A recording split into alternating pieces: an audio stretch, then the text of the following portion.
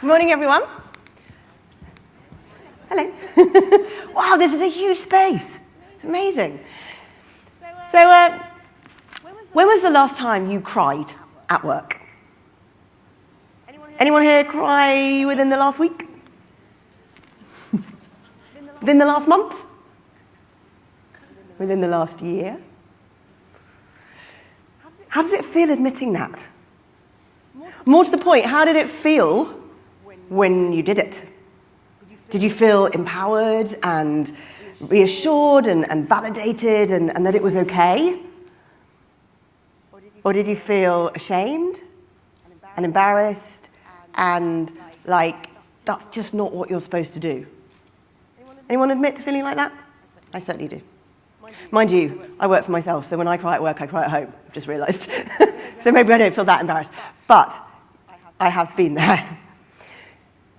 I'm here today to talk about emotion and really the value of emotion in STEM-related careers. So STEM being science, technology, engineering, mathematics. And in fact, forget that, any workplace and any place, particularly those which have traditionally been male-dominated or dominated by the attitude or the environment or the stereotype that being emotional, being sensitive as a human being, let alone at work, is not something that is easy or comfortable or accepted.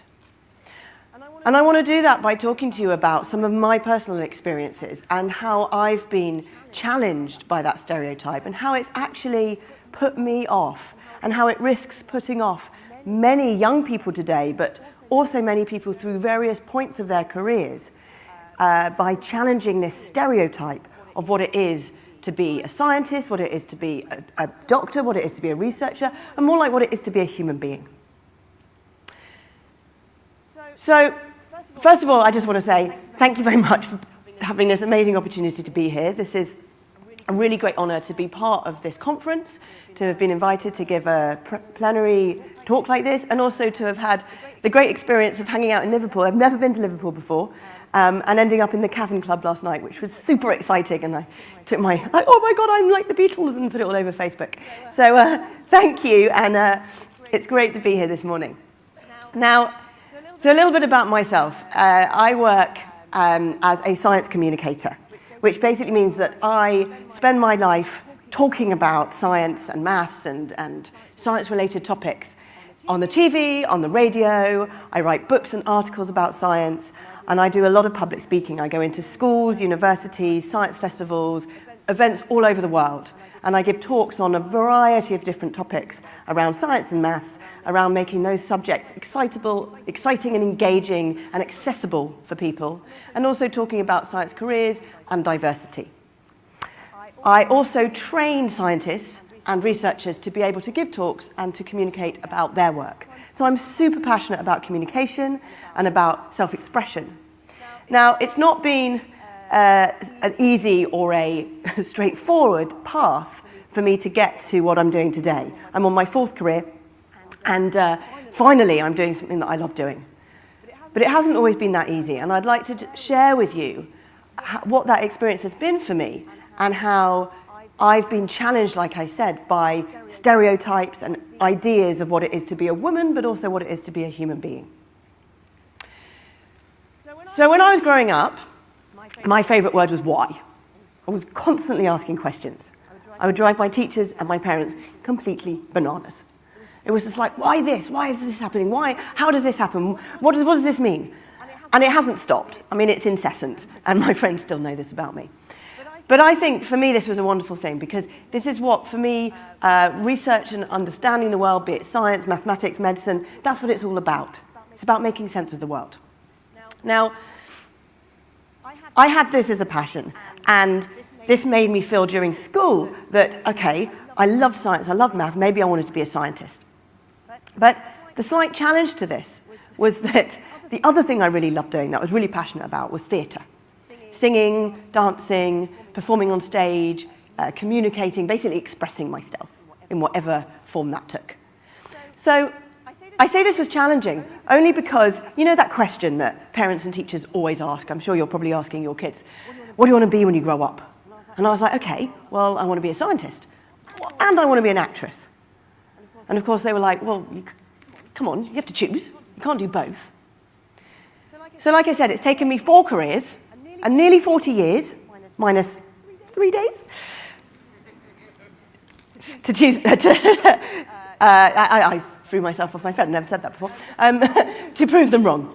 Because what I do now is a perfect combination for me of analysing the world and understanding the world, and communication and expression and helping others to understand it too. Anyway, at the time, I felt I had to make a choice. And of course, my teachers, who really gave me great advice, which was to follow the academic route first, which is the advice also that I give young people if I go into schools, absolutely do that first, in the sense that it would have been harder, much harder for me to come back to a science education, higher education, later in life. So I went off to Cambridge University to do a degree in natural sciences, and my intention, my aim, was that I wanted to be a physicist. Now, I'd been to an all-girls school. You might see this as a privilege, or you might see this as sort of a shame. I guess it was kind of both for me. But what it meant for me was that there was no inkling in me that there was anything out of the ordinary for a girl to want to be a physicist. I had 2 female physics teachers who were brilliant and inspiring. I had a female maths teacher. And I was super, super psyched to go off and be a physicist. Now, unlike a lot of young people today, I hadn't been kind of indoctrinated with this image that there is out there of what it is to be a scientist, a mathematician, an engineer, even a medic. Somebody who likes science and understanding the world. Because it won't have passed you by that there was a study done a few years ago you might not have heard about, but where they asked people to draw a scientist. And guess what people drew? Just people in the public. White coat, glasses, gender, man, age, pretty old, colour, white, hair. Anyone remember Doc Brown from Back to the Future? When I present this in schools, they're all like, what? I'm like, oh no, this grew up on Back to the Future. Anyway, so this is the idea, this is the image of what a scientist is, right? And, you know, to some extent, I'm sure it applies to some of you in your careers as researchers, you know, the person in the lab, let's just call it. So I didn't really get affected by this, luckily, but a lot of the young people that I've since taught, of course, have been. So I gaily went off to Cambridge, and it didn't take me very long to realise that I was, of course, in the minority as one of the only girls studying physics. Now, my first thought was, way, finally, I get to hang out with some boys, not just in the pub on a Friday night. But very quickly, I started to lose my confidence. Now, at the time, I didn't know what was going on. But looking back, I can see really clearly, finally, 20 years down the line, of kind of what was going on, which was that I was surrounded by people. Now, I won't say boys, because yes, they were, but it's not about gender. By people who seemed a lot more confident than I was. They were always laughing and joking and saying, oh, what, you're so stupid, oh, you don't know that. And having been someone who was really encouraged to ask questions and put my hand up and get stuff wrong and inquire, I suddenly started to feel, oh my God, I'm just not good enough anymore. I'm just a bit stupid, or I just can't do it. And I started to feel that I had to keep quiet, I couldn't ask questions in case I got laughed at, and simply that I just wasn't good enough. Now, I let that impact me. And rather than ask for support or share what I was going through, I let it mean that I just simply wasn't good enough. And I'm sharing this with you, by the way, because I know this might seem a story for young people, but I'm sharing this with you because this happens to all of us at all stages of our careers. This isn't just about school kids. So I let that make me feel that I wasn't good enough and that I shouldn't be doing physics anymore because I just didn't feel I had the confidence or the abilities. So ultimately, I dropped physics and I decided to switch to biology. Now, I still had to sit the physics exams at the end of the first year, right? I went into those exams, came out in tears, thinking I'd done everything wrong, thinking I'd failed. the boys all came out laughing and joking, kind of going, oh, what, you wrote that? Oh, you're so stupid. It's 52, not 512, obviously. Guess what happened when the results came out? Oh, no, I wasn't top, but I did do better than most of the boys. Now, I don't tell you this to show off and go like, oh, look, how good I was at physics. It's totally not that. I tell you this because what I realise now is that what had changed was my perception of my abilities, not my actual abilities.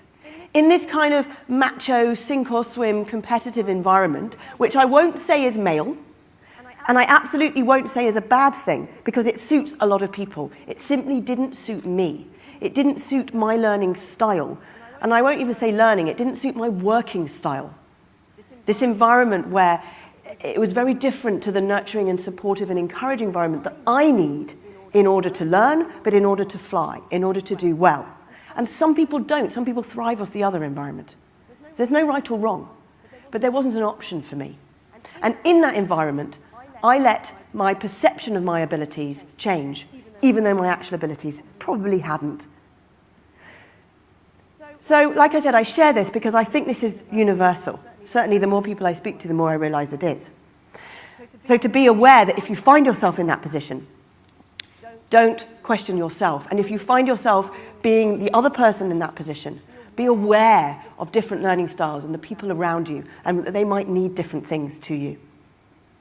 So I went on and finished my degree in biology. I did loads of plays and musicals for fun, and I had a brilliant time in the end. And then I decided when I finished my degree that I wanted to go up to Manchester and do a PhD in cancer research. So I spent 4 years in Manchester. I was researching cell cycle regulation in the fission yeast. And very quickly, again, very soon after I arrived, again, I started to feel out of place. Now, I couldn't put this down to being female because actually I was amongst a lab which was predominantly female. My boss was male. I had a dream about him last night. How appropriate. That's really interesting. Anyway, just remembered. My boss was male. And probably because I'm speaking to you guys this morning, mentioning him. But yeah, I started very quickly again to feel out of place. Now, like I said, I couldn't even at the time sort of put this down to my gender or anything, but I simply felt different. Now, it was partly that I was constantly rushing off to rehearse for plays and musicals and choirs and all sorts of stuff that I was doing, but I still worked hard in the lab. But also, I just started to feel that it was quite a competitive, quite a sort of, dare I say it, masculinized environment. Now, I use that word advisedly because I don't think there's anything wrong with that. And I don't think there's anything wrong, I'm absolutely not saying there's anything wrong with women who are competitive and driven and solo working and wanting to really succeed. And they were very, I have huge respect and admiration for the people I was working with, but it didn't suit my personality. And again, I was constantly bursting into tears when I got stuff wrong or mucking stuff up or dropping things or breaking things and asking for help and then being told, oh, just go and find it out yourself. Now, I know that's part of the education, but for me, I kind of needed a bit more encouragement. And I started to feel that it just wasn't for me. And I remember saying to myself phrases that I've heard by many people since, particularly women, but not exclusively. Perhaps I'm just a bit too to be a researcher. Maybe I'm a bit too sensitive, a bit too emotional, a bit too creative to be a scientist, to be a researcher, to work in a lab. Now, at the time, I had nobody telling me that actually this was not the case, and there are many benefits to those qualities. In fact, I had no idea, and there was nobody out there really saying that as far as I could tell. So, I got to the end of my PhD out of sheer tenacity and bloody-mindedness because I was determined to get there, and I did, and I kind of minor corrections in my Viva, and I was shocked because by that point, I had really kind of come to believe that, again, it just wasn't for me, and I wasn't that right sort of person. But nonetheless, by that point, I'd made my decision, and I ran off and joined the circus. Well, I went to drama school. And so I spent a year training as an actress and a singer, and I spent the next 8 years working in plays and musicals across London and across the country. And I had a really, really, really great time. I had, in fact, I did anyone been to Panto here? Oh, nobody will admit it, will they? So the closest I got to here, I think, Southport. I did a panto in Southport. Well, it was probably about 10 years ago now. Anyway, I did lots of Shakespeare, I did lots of musicals, I did loads of great shows. But as I'm sure you're aware, if anyone knows anyone in the theatre world, it was really tough. It was really tough to get work, a lot of rejections. I mean, I thought I felt like out of place as a scientist. I mean, the amount of rejections, the amount of knockbacks, and the amount of humiliations I went through in my time as an actress was nothing. That was nothing compared to that. So, what was great was that quite soon into that career, in between my acting jobs, I started to make a living working part-time as a maths and science teacher. So this is where I started to re-fall in love with my analytical and mathematical and scientific mind, and actually realise how much I loved communicating maths and science and helping others to make sense of it. But this stereotype, this idea of, too sensitive for science was still in the back of my head, which I will come back to, full circle, I hope. So anyway, I had quite a great life for those 8 years, but I did still feel very split. There was kind of Emily, the actress by night, and Emily, the science teacher by day, and sort of never the twain shall meet. And I kind of craved this kind of feeling of like integration, this feeling of like being my full, authentic human being, but I had no idea that how I would ever manage to do that. So after about 8 years, I decided to leave the acting world. It was a tough decision, but like I said, it was really, really tough career, really tough industry, and it just was too much for me, emotionally, psychologically. And I'd worked too hard, I'd pushed myself too much, and I basically had burnout. So I had a bit of a breakdown in my early 30s, and I spent the next 3 years really trying to piece myself back together, making my living as a tutor, and working out what I wanted to do with my life. And quite honestly, I felt like I just didn't fit anywhere. I hadn't fit in as a scientist, hadn't fit in as an actress, didn't really feel I was a science teacher. So it was quite a tough time, and I spent that time really trying to look after my physical health, my mental health, my spiritual health, my emotional health, which had all basically suffered during that time. And then a few years later, an opportunity came along. Now, yes, it was an amazing opportunity, but I very, very, very nearly didn't take it because of how, at that point, how far my confidence had gone. So this opportunity was a scheme run by the BBC. I don't know if any of you have heard of it, called BBC Expert Women. So the BBC launched this scheme just over 5 years ago to try to boost the representation of women as experts in the media.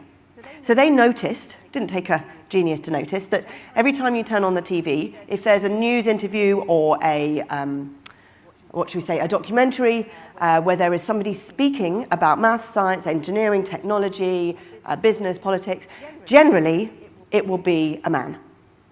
So they said, okay, let's search for some women out there who have expertise in this area and who also might be able to communicate. So you'd think, of course, that on paper this had my name all over it. But of course I didn't apply. No way. I kind of hid under my duvet and went, ah. So luckily I had supportive, quite bullying friends and family who were like, no, you have to apply for this scheme. So I did. And I found myself as getting a place on this one-day training day at the BBC in media skills.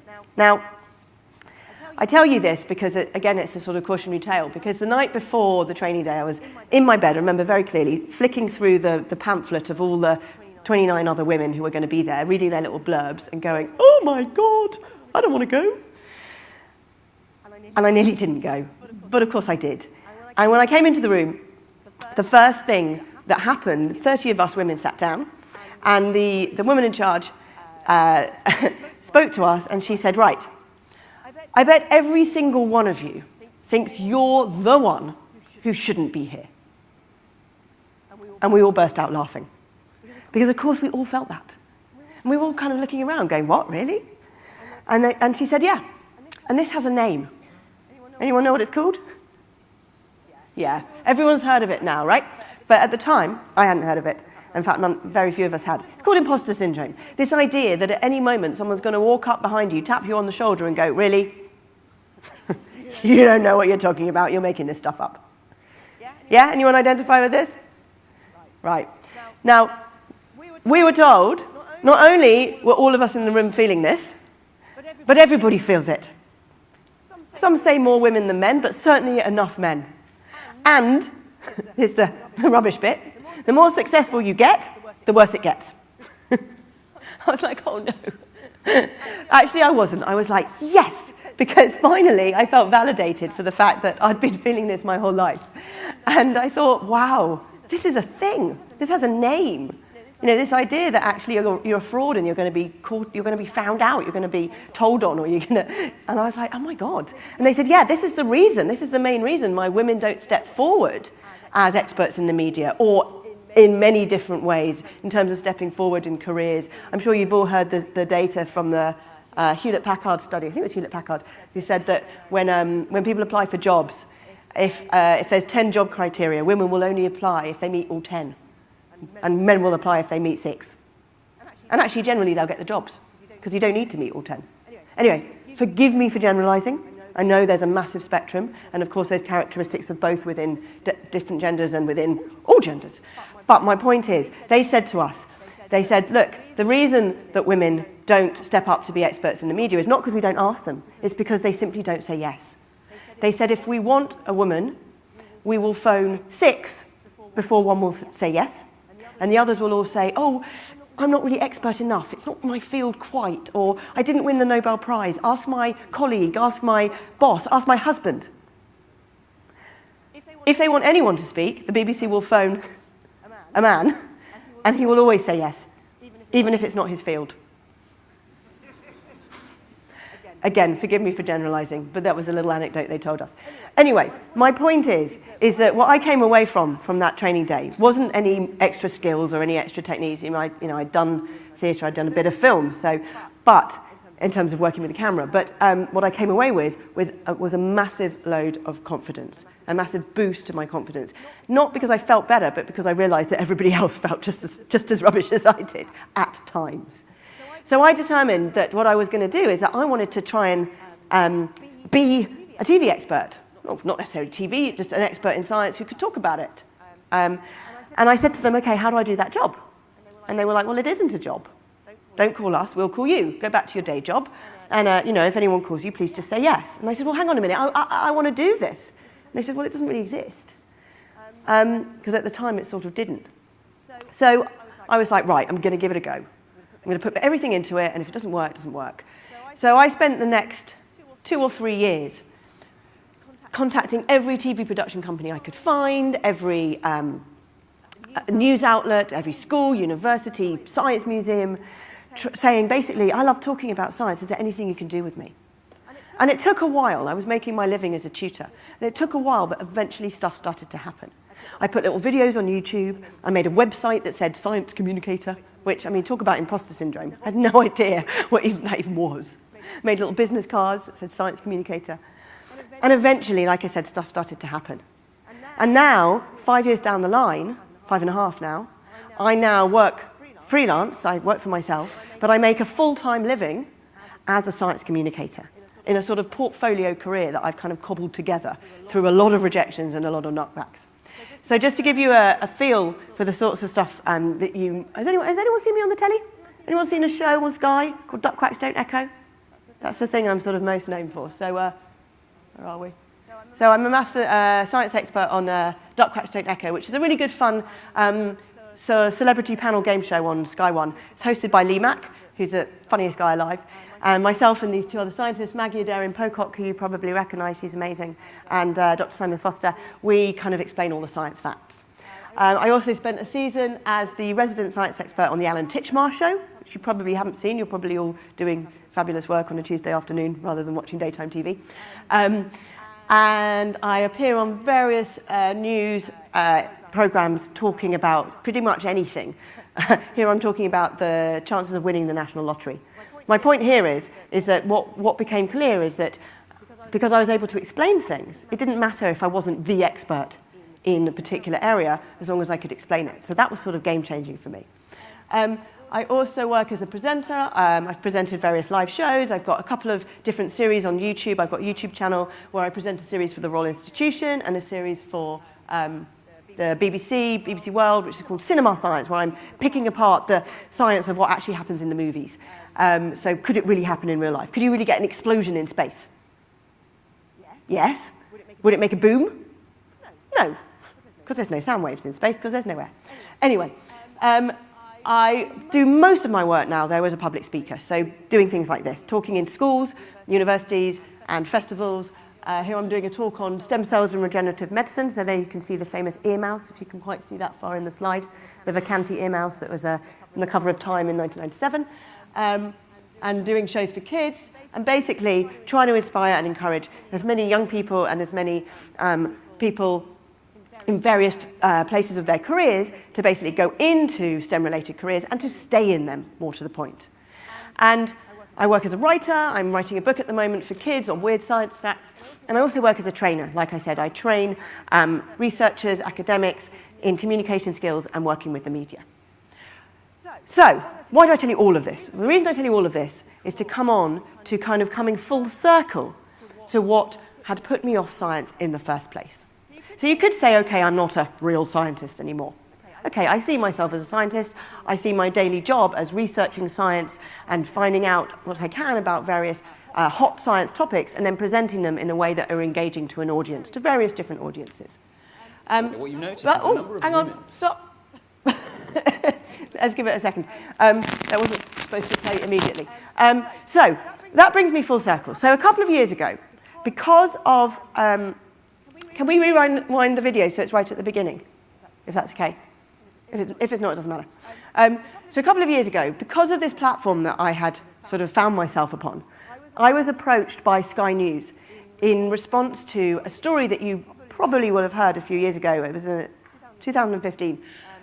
Nobel Prize-winning scientist Sir Tim Hunt, who had made a comment at a convention in South Korea full of female scientists about his trouble with girls in the lab. Do you remember this? Excuse me. So he said, possibly clumsily, possibly as a joke, possibly just sort of, I'm sure he didn't mean harm, but he said, reportedly, let me tell you about my trouble with girls in the lab. You fall in love with them, they fall in love with you, and when you criticize them, they cry. Everyone remember this? It became this massive media storm. Anyway, Sky News phoned me up because I was known to them as someone who talks about science in the news, but also who talks about education, and also occasionally who talked about diversity and how to encourage more girls to be mathematicians and scientists and to study science subjects. So they called me up. I was out for a run, as any freelancer would be doing at 11 o'clock on a Wednesday morning or whatever it was. And they said, this has been said, what do you think? And I said, oh, gosh, that's not very helpful, is it?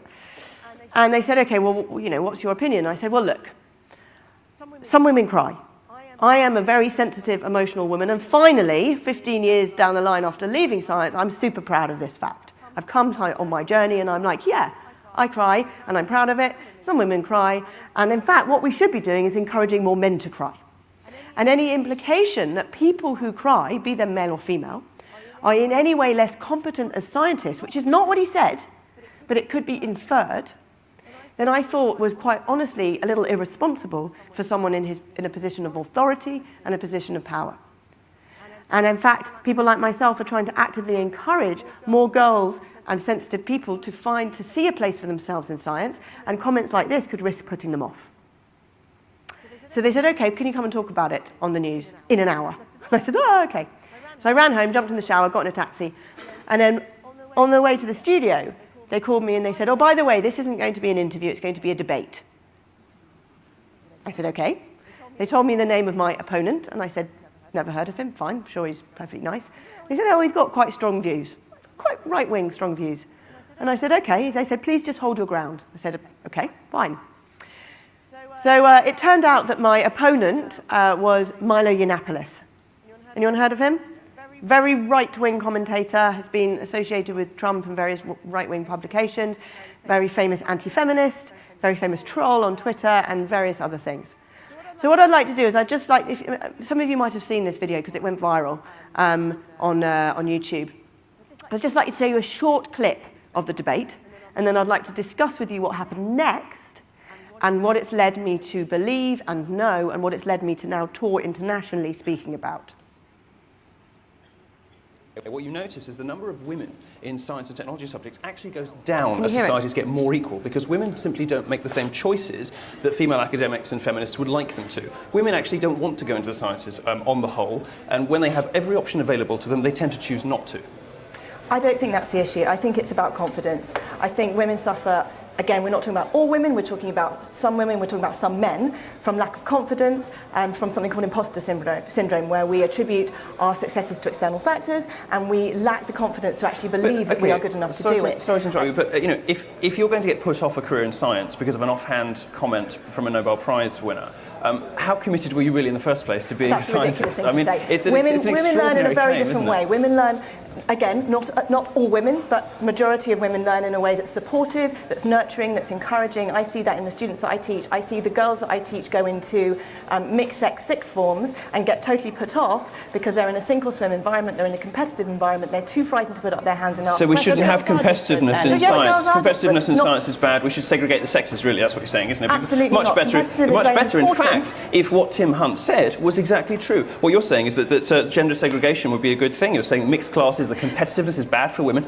So maybe he's right. Maybe we should separate labs out into female scientists and male scientists. That seems to be what you're saying. It's important for women to be able to compete in a male environment, but it's important to help those women, to support those women in terms of confidence and in terms of self-belief, because women are more naturally self-reflected. Again, not all women, a lot of men are like this too. It's sort of a weird sexist position to take, isn't it? So women can't really take it, so we need to be extra specially careful around them. It's different for gay men and lesbian women? Well, it's brilliant being a gay man because you can get away with murder. You can do anything. I mean, there's the one respect in which identity politics is brilliant. You know, as a gay man or a lesbian, you can basically get away with murder. You can be bitchy, you can be sarcastic, you can be rude and abusive, and you can do whatever the hell you like, and nobody complains. Women, I think, really, you know, until very recently, until possibly the last half decade, it was certainly true that women had all kinds of structural disadvantages in society. That simply isn't true anymore. It's not true, for example, when women go for jobs in science, technology, and mathematics. You know, a study came out, I think, 2 or 3 weeks ago in the US saying that women have a 2-to-1 advantage over men with the same qualifications because everyone's so desperate to hire women. The reality that people experience, you know, going for jobs and in the working life is actually that women are sort of structurally advantaged, not disadvantaged. And that's happened very recently. Also to show that out of 65 countries, the UK has the highest discrepancy between confidence amongst boys and girls in terms of how good they feel that they are. Girls are coming out of school and not going into those careers because they feel they're not good enough, they feel they're not welcomed into those careers. But women are in the majority at university. Those very skills, those very qualities that, yes, women do cry, some women cry. I have cried when I've felt out of my comfort zone, when I have felt afraid, but actually that didn't make me any less good. I cried when I came out of all my exams at Cambridge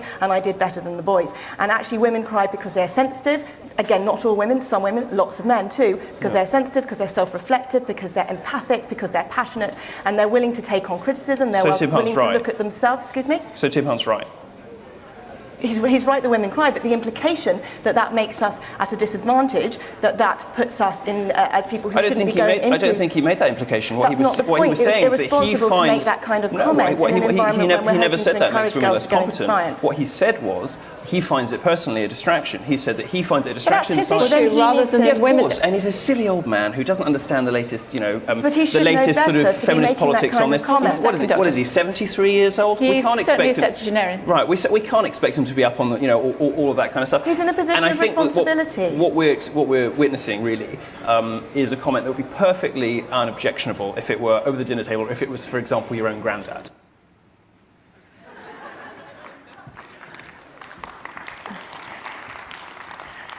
Okay, so what happened next? Probably imagine what happened next. What happened next was within about 5 minutes, the clip in its entirety, there's 9 minutes of this, I was not going to show you more than 3, went up on YouTube, and Milo himself tweeted a link to the clip on YouTube on Twitter. And let's just say the abuse started to pour in, and it did not stop for about 2 weeks. I mean, incessant. And I use the word abuse advisedly because there were a lot of hate articles written about me, particularly one by Milo himself, basically saying there wasn't any abuse, there wasn't any misogyny, there wasn't any sexism. But it was a catalogue of basically attacks on women, of undermining, of humiliating language, a lot on personal attacks on me, but a lot of just general undermining and humiliation and mockery about women, particularly about women who are sensitive. A lot of this was also coming from women themselves, by the way, which was quite challenging. And not only that, I found literally a few days ago, this was 3 years ago, this clip, but I found literally a few days ago that about a year later, someone took this clip and they did a commentary over it which is absolutely obscene, and putting animal noises over my face and all sorts of awful. I only found this a couple of days ago, and it's had 1 million hits. It's had 1 million views, and it's really quite horrible. So what's my point? My point is that this would have revealed to me what's out there. Now, of course, it's a group of society, a group of people, but it was far more pervasive than I ever imagined. And it was a lot of the people who were tweeting or retweeting or writing comments were far less just the sort of boys in their bedrooms than I would have imagined. And some of it was very subtle, and it was sort of dressed up as kind of like banter, or it was dressed up as kind of commentary or discussion points. But the sort of theme in all of it was not just that maybe women shouldn't be scientists, maybe we can't stand the heat, stay out the kitchen, or get back in the kitchen, whichever way I was being told to go. But what was really pervasive was this idea that, women aren't clever enough or sensible enough or logical enough or rational enough to be researchers, to be scientists. Now, of course, I realised, apart from all the personal attacks on me, that this was,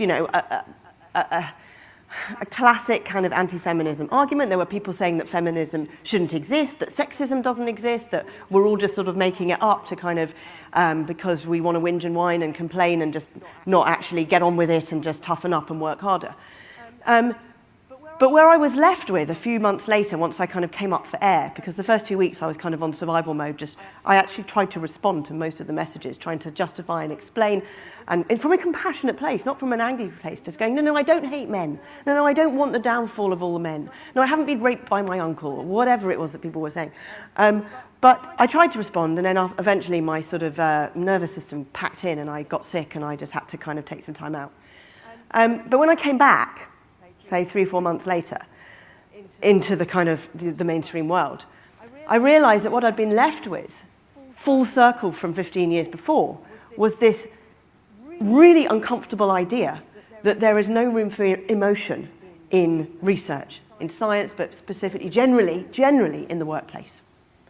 There were a lot of comments saying women are so effing sensitive, or, stop whinging and whining, stop being a crybaby. There is no room for feelings in science. There was a tweet that actually said that. And that the world is doomed if we put feelings above of actual progress.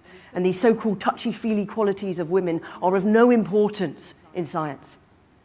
So these weren't the most kind of outwardly aggressive, disgusting messages I got. But these were the ones that really got under my skin. Because, of course, they touched a real nerve. Because it's kind of what I had been thinking when I left research 15 years earlier.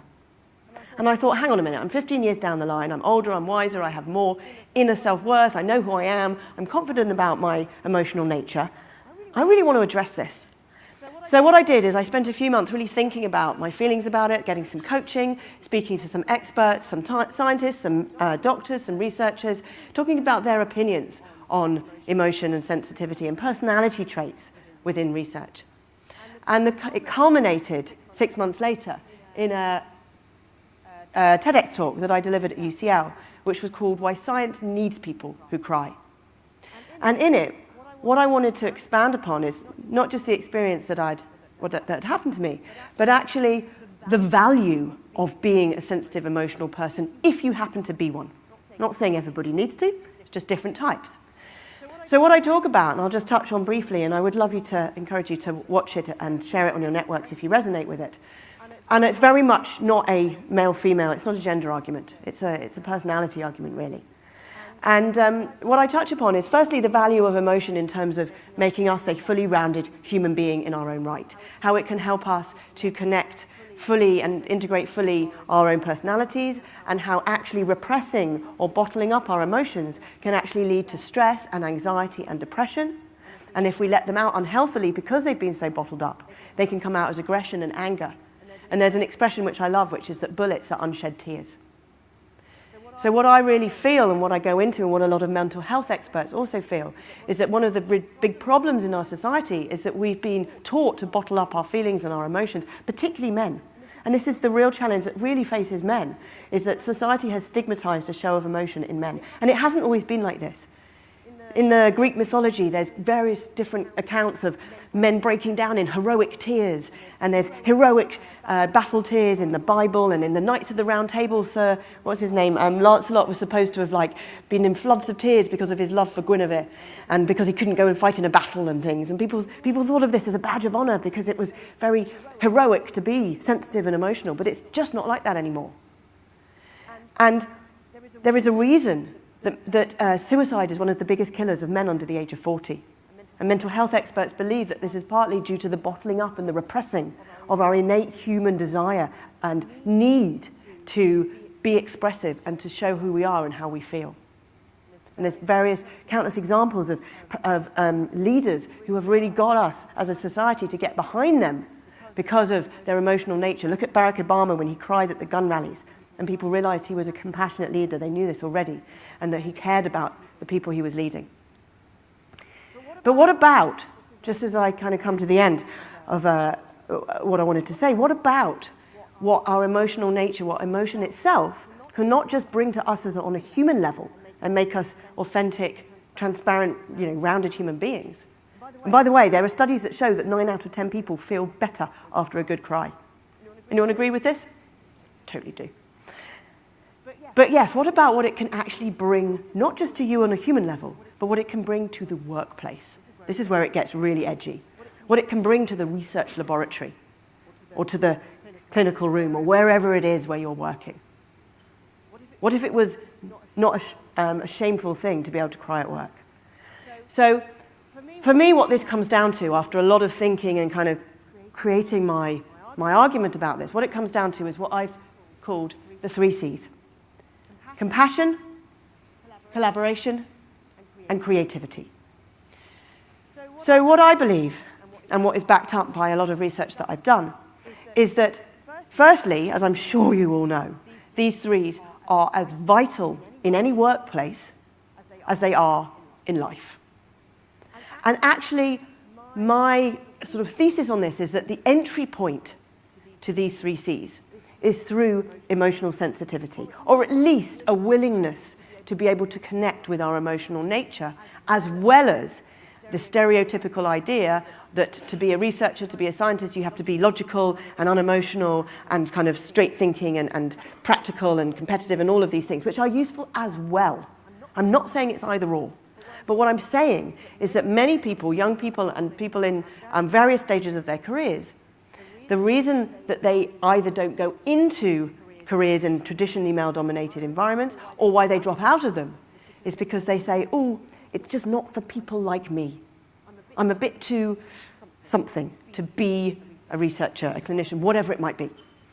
And for me, the access point is these 3 things, because actually being sensitive and emotional and creative can actually help us to be more compassionate, to be more collaborative, and to be more creative. And briefly, let me just touch on those. So number 1 is compassion. Now, I'm sure you're all only too aware that in order to do the work you need to do in the world, whatever career that might be, particularly for you guys as clinicians, doctors, researchers, is that we need to be compassionate about people, about our work environment, and about the world itself. And that compassion comes from a willingness to open ourselves, to be connected to our own emotions as well.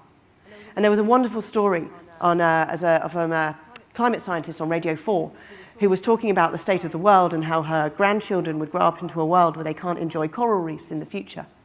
And she burst into tears. Isn't that what do you call it? Can't think of the word. But anyway, she cried. And supposedly she sort of said, she was really embarrassed and she was really worried that people would kind of belittle her and wouldn't take her seriously. But actually, I think people will get behind you more if we can see that someone in the workplace actually cares about what they do. Surely that's what we want, is people who care about the work they do. And famously, Alan Shepard, the astronaut, cried when he first set foot on the moon because the sheer beauty, the sheer emotion of what he was experiencing. And I know countless stories of people, like myself, who've cried in the lab when their experiments have gone wrong or because they care deeply about the work they do in the world. Okay, number 2, collaboration. Again, I'm sure I don't need to tell you the value of collaboration across so many areas of work and across research. And for me, collaboration comes from an ability to work with others, to listen to others, to understand others, to see things from another person's point of view, so that you can then work together to come together to a solution to a problem. The ability to empathize comes directly from an ability to actually be emotional and express our own feelings and be present to what's going on for us, so that we can also be present to what's going on for another human being. So of course, empathy and the ability to work together surely must come from an emotional sensitivity or a willingness to be emotionally open. And yes, if that means sometimes crying in the lab or crying at work, so be it. It's about appropriate levels of emotion, but not bottling it up. And finally, creativity. There are so many wonderful stories about creativity in science and in medicine and in research. My favorite quote actually comes from Einstein, who said, "Imagination is more important than knowledge." He said, "Sometimes I feel I'm right. I do not know I am." So he said, "I believe in intuitions and inspirations." So for me, creativity is about using our intuition, using our imagination, the willingness to dream, the willingness to think outside the box, to come up with new solutions to old problems. And there is scientific research to show that to be creative, our brain has to actually be able to oscillate between periods of intense focus and also intense relaxation. And it's that relaxation that is the important bit for me. Because how can we fully relax if we are tense and bottled and tight and closed and in an environment where we're not allowed to be who we really are? Whether that's to be angry with our boss, but to express it cleanly and healthily, or whether that's to be sad and upset because we've had a fight with our partner that morning, or because the kids wouldn't get in the car, or whatever it was, or because our experiment's gone wrong. So I just want to leave you with this idea that, for me, the work that I've done, the kind of full circle I've come in my career, is to realize that the workplace, science, medicine, whatever it might be, needs people with all sorts of different diverse characteristics and personalities and backgrounds and ideologies and different ways of viewing the world. And I would encourage you as human beings and also as people who are in those environments that are creating those labs, that are creating those spaces, and also those of you who have children and bringing them up into this world, to encourage environments that support diversity, not just gender and race diversity and sexuality diversity, but diversity that supports different types of people with different learning styles and different needs for support and encouragement and different emotional diversity. And if you've got young people in your lives, if you've got colleagues, if you've got bosses, just really try to, my plea would be to communicate to them that the world of research, the world of academia, needs people who are excited and inspired about understanding the world. Not just even if you cry, but especially if you cry. Thank you.